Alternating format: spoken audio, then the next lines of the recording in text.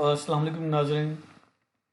आज आपके सामने ग्लोबल फ्रीलांसिंग के प्लेटफॉर्म से जमशेद चौधरी फिर हाजिर है और ये income tax return filing video का सेकंड की सीरीज़ का सेकंड वीडियो है। लास्ट टाइम हम मैंने फर्स्ट वीडियो में ये बात की थी कि किन बंदों को इनकम टैक्स रिटर्न फाइल करनी चाहिए और किन लोगों को इनकम टैक्स रिटर्न फाइल करनी नहीं चाहिए, जिनके लिए लाजमी नहीं है, लेकिन अगर वो वॉलंटियरली भी अगर रिटर्न फाइल करना चाहते हैं तो वो कर लें। तो आज इसी वीडियो का मैं मज़ीद आगे लेके चलता हूँ, जहाँ से हमने छोड़ा था उसी को लेके चलता हूँ। और आज मैंने एक क्लाइंट है मेरा, उसका मैं आपके सामने लॉगिन वगैरह ओपन कर रहा हूँ। उसकी लॉगिन डिटेल यहाँ पे मेंशन है। ये मेरा क्लाइंट था, इसने income tax return last time तो फाइल मेरे से करवाई थी, लेकिन इस बार ये कुछ बिजी था, इसने मुझे डाटा प्रोवाइड नहीं किया और ये इंटरेस्टेड भी नहीं था। तो इस वजह से इसकी इनकम टैक्स रिटर्न फाइल नहीं हो सकी। और मैं आपको यहाँ पे बताता जाऊँ कि जैसे लास्ट टाइम मैंने आपको बताया था पिछली वीडियो में कि एफबीआर ने उन तमाम अफराद को जिन्होंने 8 दिसंबर 2020 तक इनकम टैक्स रिटर्न फाइल नहीं की, उनको नोटिस भेजने शुरू कर दिए हैं। और मैं यहाँ पे दिखाता हूँ आपको कि मेरे इस क्लाइंट का भी एक नोटिस इशू हुआ है। अगर हम आएंगे इनबॉक्स में तो सॉरी ड्राफ्ट में यहाँ पे, क्योंकि पहले ये इनबॉक्स में आया हुआ था तो उसको मैंने रिप्लाई करने की ट्राई की थी पहले, वरना ये इनबॉक्स में पड़ा हुआ था, अब ये ड्राफ्ट में आ गया हुआ है। तो ये देखें वन सेक्शन 176 के तहत इसको नोटिस इशू हुआ है। इसमें अगर हम इसे देखें तो ये इसने नोटिस था कि आप एक्सप्लेनेशन दें कि आपने एविडेंस या इंफॉर्मेशन दें और इस चीज़ की एक्सप्लेनेशन दें कि आपने इनकम टैक्स रिटर्न क्यों नहीं फाइल की। तो ये मेरे इस क्लाइंट को आया हुआ है। इसका जब अब मैं आपको आऊँगा रिप्लाई करने में कि हमने नोटिस को किस तरह से रिप्लाई करना है, तो तब मैं आपको इसका यहाँ पे रिप्लाई करके दिखाऊंगा। फ़िलहाल अभी मैं जो आपको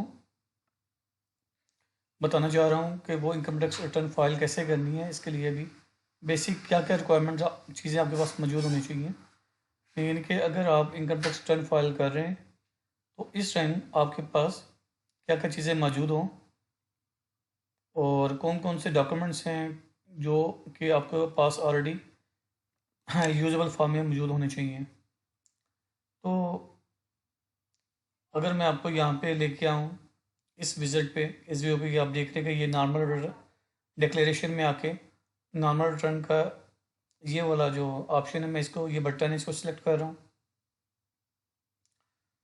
तो सबसे पहले तो यहाँ पे ये कह रहे देखिए ये विंडो ओपन हो जाएगी, जिसमें सबसे पहले एडिट है, सेव है, सबमिट है, कैंसिल है, प्रिंट है। तो यहाँ पे वो सबसे पहले कह रहे हैं कि अपना पीरियड सेलेक्ट करें, तो उसके लिए हम यहाँ पे क्लिक करेंगे। तो यहाँ पे पीरियड हम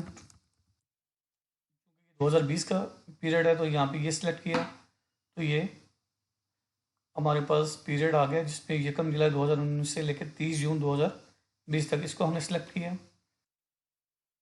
ये बात कर रहा है कि return for the selected tax period has already been filed और इन ड्राफ्ट। ये कह रहा है कि अगर आपने ऑलरेडी फाइल की कर ली हुई है या ड्राफ्ट में पड़ी हुई, तो हम इसे जाके ड्राफ्ट में चेक करते हैं। ड्राफ्ट में डिक्लेरेशन में ये इनकी यहाँ पे रिटर्न 2020 की पड़ी हुई है, इसको हम एडिट करते हैं, यहाँ से देखते हैं।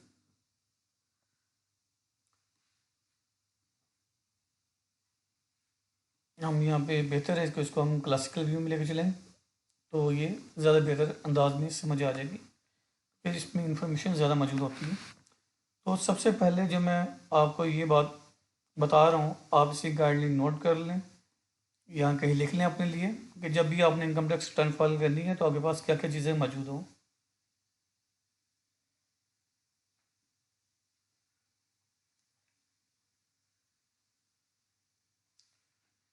सबसे पहले आपके पास अपनी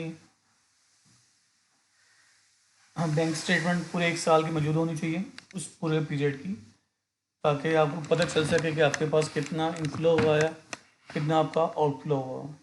तो उसके लिए सबसे पहले आपके पास इनकम टैक्स रिटर्न, आपकी सॉरी बैंक स्टेटमेंट आपके पास मौजूद होनी चाहिए। इसके अलावा आपके पास और भी कुछ चीज़ें हैं जो आपके पास इस टाइम मौजूद होनी चाहिए, जिसमें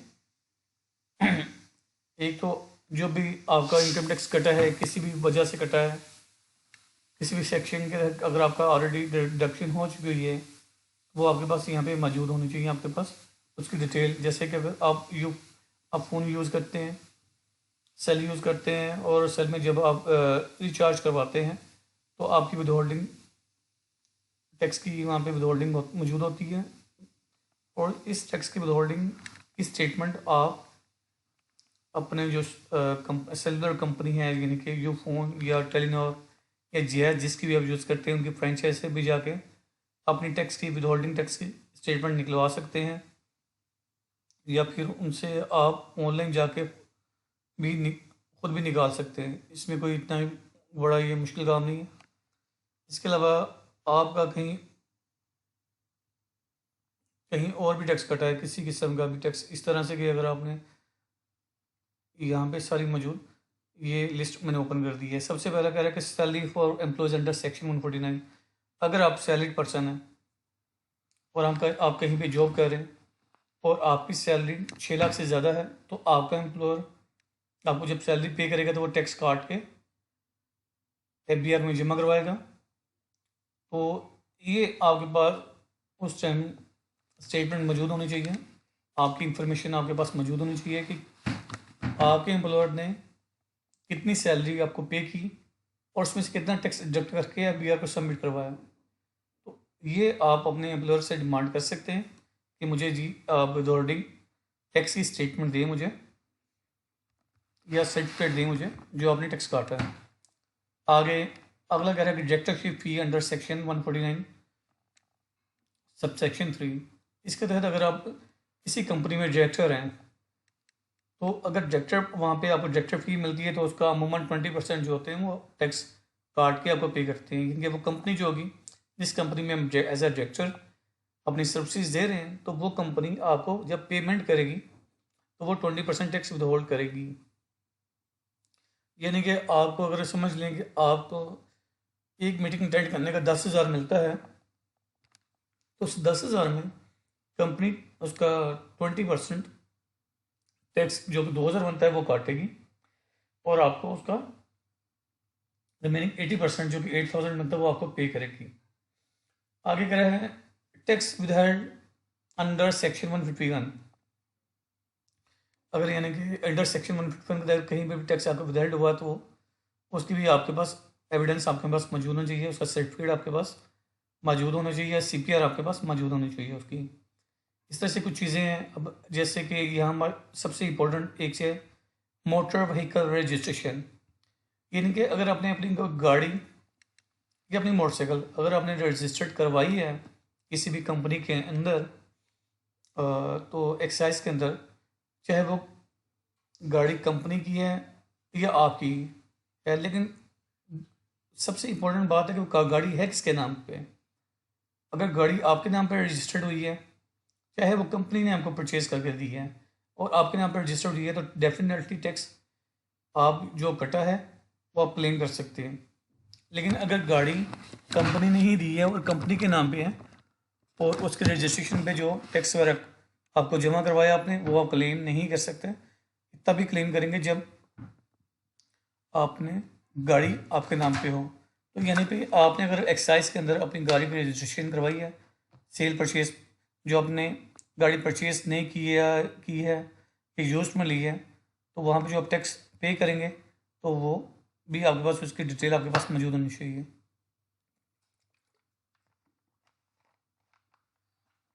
इसी तरह से आपके पास टेलीफोन बिल, यानी कि अगर आपके घर में पीटीसी लगा हुआ है, ब्रॉडबैंड लगा हुआ है, और वहाँ पे आपका बिल में आप देखेंगे तो आप वहाँ पे बिल के अंदर टैक्स की अमाउंट आ रही होती है। तो आप ये कर सकते हैं कि आप पीटीसी की वेबसाइट पे जाके अपना एक ऑनलाइन अकाउंट बना लें और पूरे साल की डिटेल के जितनी है वो निकाल लें कि आपका टैक्स कितना कटा है, वो भी आपके पास मौजूद होनी चाहिए। ये सेल फ़ोन है जो मैं पहले बात कर रहा था, आपके मोबाइल फ़ोन जिसमें आप अपना प्रीपेड या पोस्ट पेड आप जो रिचार्ज करवाते हैं उसमें भी टैक्स कटता है। इसी तरह से prepaid Telenor card, telephone cards की है वही बात, मोबाइल फ़ोन वाली। इंटरनेट बिल की मैंने बात आपको बता दी है कि अगर पिक्सल लगा हुआ है, वरना अगर कोई आपका केबल कनेक्ट है और वहाँ पे वो टैक्स कट रहा है तो वो आपके पास इंफॉर्मेशन मौजूद होनी चाहिए। और एक बड़ी चीज़ है इसमें, domestic air ticket charge under section 36B, यानी कि अगर आप डोमेस्टिकली ट्रैवल करते हैं लाहौर से कराची, लाहौर से इस्लामाबाद, विद इन पाकिस्तान आप कहीं भी एक सिटी से दूसरी सिटी ट्रैवल करते हैं और बाय एयरलाइन ट्रैवल करते हैं तो उसकी टिकट पे भी विद होल्डिंग होती है, तो वो भी आपके पास मौजूद इंफॉर्मेशन मौजूद होनी चाहिए। Sale transfer in movable property, आपकी प्रॉपर्टी है जो आपने सेल की है, परचेज़ की है, इसके ऊपर जो आपने टैक्स पे किया है, तो आप उसको भी ये क्लेम कर सकते हैं। ठीक है, तो ये चीज़ें मोटी मोटी चीज़ें आपके पास इन चीज़ों की इंफॉर्मेशन मौजूद होनी चाहिए। इसके अलावा लाइफ इंश्योरेंस प्रीमियम, अगर आपने अपनी इंश्योरेंस करवाई हुई है, अपनी लाइफ इंश्योरेंस करवाई है और वहाँ पे आपने उसका प्रीमियम पे किया है, तो वो भी आपके पास उसकी इंफॉर्मेशन मौजूद होनी चाहिए कि आपने कितना पे किया है, ताकि उसके अंदर जब आप ये अपनी रिटर्न फाइल करेंगे तो जो जितना आपने उनको पे किया है वो आप क्लेम कर सकते हैं। इसका आपको टैक्स रिडक्शन टैक्स में रिबेट आपको मिल जाएगी इसकी। इसी तरह से अगर कोई आपने जनरल इंश्योरेंस करवाई है, अपनी गाड़ी की रखी करवाई है, उसमें पे किया है, तो उसकी भी इंफॉर्मेशन आपके पास मौजूद होनी चाहिए। तो ये इंफॉर्मेशन अगर आपके पास मौजूद होगी तो ये आपकी जितनी भी विद होल्डिंग हुई है इसको आप रिफंड में क्लेम कर सकते हैं। यहाँ पे सबसे ज़रूरी बात मैं आपको ये बताऊँगा कि जो भी सैलरीड पर्सन है इसकी कभी भी डबल टैक्सेशन नहीं होती। डबल टैक्सेशन से मुराद ये है कि आपको दो दफ़ा टैक्स देना नहीं बनता, क्योंकि जब आप सब सैलरी लेते हैं तो वहाँ पे आप ऑलरेडी टैक्स कटवा चुके होते हैं। तो जो रिमेनिंग आपको सैलरी मिलती है इसके में जब आप कोई भी ऐसा एक्सपेंस करते हैं जिसमें से आपको टैक्स भी देना पड़ रहा है, इनकम टैक्स की बात कर रहा हूँ, सेल टैक्स की बात नहीं कर रहा, अगर जो आपको इनकम टैक्स पे करना पड़ रहा है तो वो इनकम टैक्स आपके लिए रिफंडेबल है और वो आप FBR से रिफंड ले सकते हैं। तो ये जो एडजस्टेबल टैक्स का जो यहाँ पे स्लैब बना हुआ है, विंडो बनी हुई है, ये शो ही उस टैक्स को करती है जो आपने सैलरी लेने के बाद आपने कोई चीज़ ली है, उसको टैक्स पे किया, ये उसको शो कर रही है। जैसे कि आपको सैलरी अगर 1 लाख रुपये मिली है एक मंथ में और आपकी सैलरी 1,10,000 दी, 10,000 हम सपोज करते हैं कि आपको टैक्स कट के आपको 1 लाख मिला हुआ, तो ये जो 1 लाख है ये after reduction of income tax है, इन पे इस पर टैक्स कट चुका है। अब इस 1 लाख में आप कोई परचेजिंग करते हैं, आप अपना यूफोन का कार्ड लेते हैं या किसी भी सेलर कंपनी का कार्ड लेते हैं, आप गाड़ी बाइक रजिस्टर्ड करवाते हैं, तो इनके ऊपर जो भी आप टैक्स पे करेंगे वो रिफंडेबल है आपके लिए, वो एडजस्टेबल है। आप इसकी दो तरह से ट्रीटमेंट कर सकते हैं। एक तो ये ट्रीटमेंट है कि जब आप इनकम टैक्स रिटर्न फाइल करते हैं आपका रिफंडेबल आ जाए, उस रिफंडेबल को आप FBR से क्लेम कर सकते हैं कि ये मेरा इनकम टैक्स इतनी अमाउंट मेरी रिफंडेबल बनी है, ये मुझे आप पे करें। और सेकंड इसकी ट्रीटमेंट है वो ये है कि एडजस्टमेंट ऐसी होती है कि आप अपनी कंपनी के बॉस, अपने अकाउंटेंट के पास जाते हैं, उसे कहते हैं कि मैंने ये जो रिटर्न फाइल की है इसमें मेरा 5,000 6,000 जितना भी आपका टैक्स रिफंडेबल आ रहा है, तो ये रिफंडेबल टैक्स नेक्स्ट सैलरी, जो नेक्स्ट ईयर की सैलरी या नेक्स्ट मंथ में जो सैलरीज आपको मिल रही है उसमें एडजस्ट करें। फॉर एग्जांपल आपने 2020 की रिटर्न फाइल की, वहाँ पे आपका टैक्स रिफंडेबल बना 3,000। अब जो 2021 में आपको अगर सैलरी मिल रही है और उस पर टोटल सैलरी पे आपका टैक्स बनता है 5,000, तो उसमें ये होगा जो आपका जो पिछला 3,000 रिफंडेबल आ रहा है वो इस 5,000 में से माइनस होगा और कंपनी आपको 2,000 टैक्स चार्ज करेगी पूरे साल में, क्योंकि आपने पिछले साल 3,000 एक्सेस दिया था, वो आप इसकी एडजस्टमेंट होगी। तो मैं आपको ये रिकमेंड करूँगा कि आप कभी भी FBR से क्लेम ना करें, रिफ़ंड क्लेम ना करें कि ये हमारा जो है रिफ़ंड, मेरा रिफ़ंड आता तो ये मुझे दे दें। फिर FBR आपको तरह तरह के मतलब इश्यूज क्रिएट कर सकता है। वो कह सकता है कि मुझे इसका एविडेंस प्रोवाइड करें, इस चीज़ का एविडेंस प्रोवाइड करें। तो इससे बेहतर मैं आपको एडवाइस करता हूँ कि आप हमेशा इसकी एडजस्टमेंट करवा लें अपने एम्प्लॉयर से।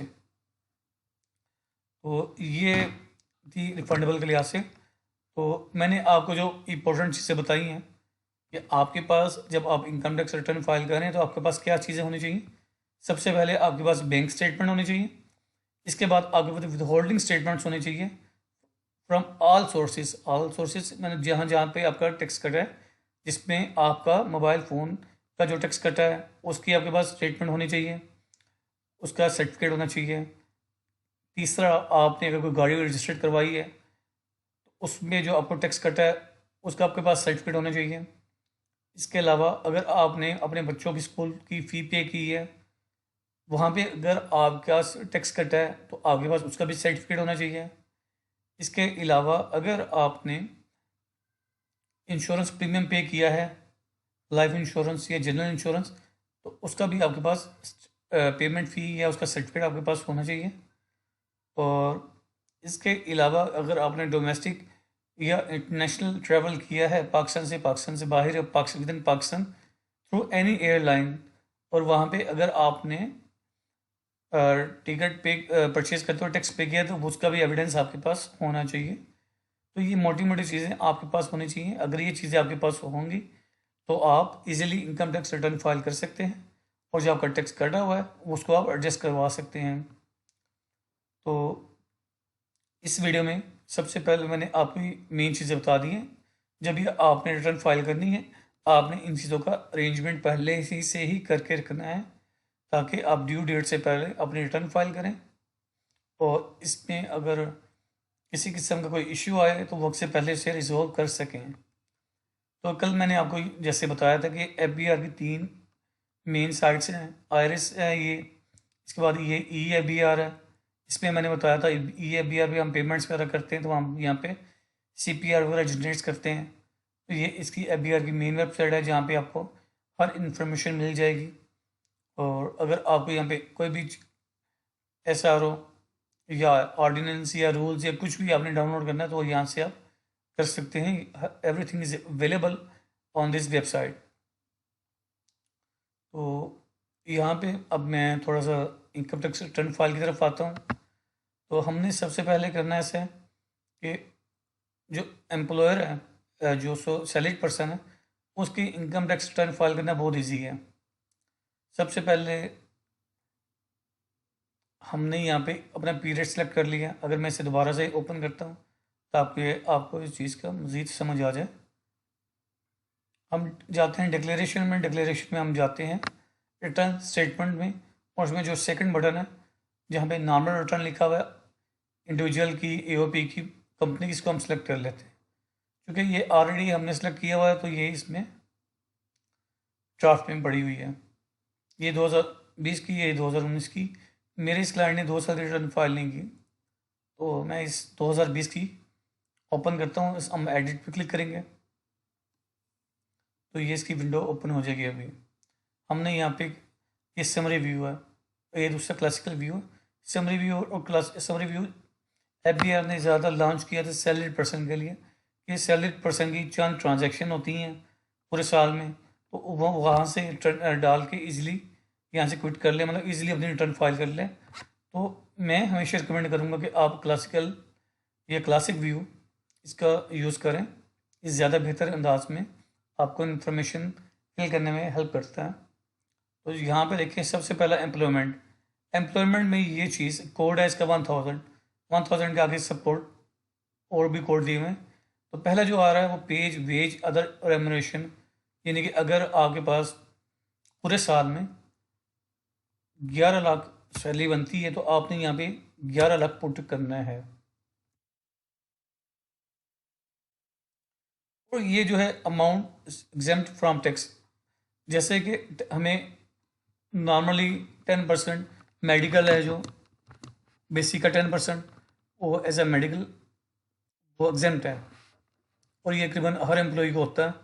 तो हमने सिंपल इसकी एक फिगर 10% हमने डाल दी। हम सपोज करते हैं कि वो 50,000 की अमाउंट है तो हमने 50,000 की अमाउंट यहाँ पे एग्जाम्प्ट में डाल दी। तो डालने के बाद हमने इसको 2 दफ़ा कैलकुलेट पे क्लिक करना है। तो अब आप देखेंगे हमारी टोटल सैलरी कितनी थी पूरे साल की, वो थी 11 लाख।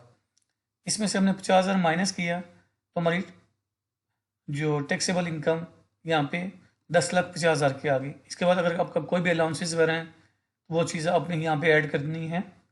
तो ये जो अब वीडियो स्टार्ट हो गई है इनकम टैक्स रिटर्न फाइल करने पे, तो इंशाल्लाह मैं नेक्स्ट वीडियो में आपको पूरी की पूरी इनकम टैक्स रिटर्न फाइल करना बताऊंगा और सिखाऊंगा सैलरीड पर्सन के लिए।